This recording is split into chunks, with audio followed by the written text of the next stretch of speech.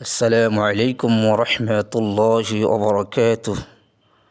عن أبي الدرداء رضي الله عنه قال قال رسول الله صلى الله عليه وسلم: أيعجز أحدكم أن يقرأ في ليلة ثلث القرآن؟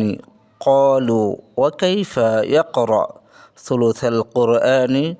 قال: قل هو الله أحد تعدل ثلث القرآن। হাদিসের অর্থ, আবু দারদা রাদিয়াল্লাহু তাআলা আনহু বলেন, রাসূল সাল্লাল্লাহু আলাইহি ওয়াসাল্লাম বলেছেন, তোমাদের কেউ কি প্রতি রাতে 1/3 কোরআন পড়তে অক্ষম? সাহাবীগণ বললেন, কি করে প্রতি রাতে 1/3 কোরআন পড়বে?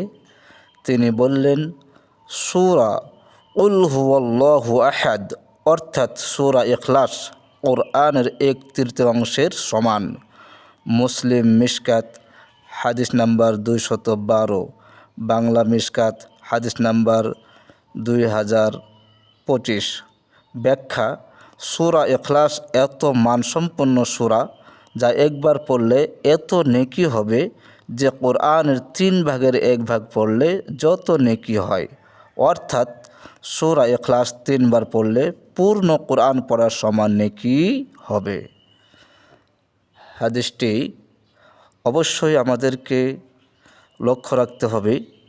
আমাদের নেকির যেহেতু প্রয়োজন, অতএব সব সময় বেশি বেশি করে সূরা ইখলাস আমাদেরকে পাঠ করতে হবে।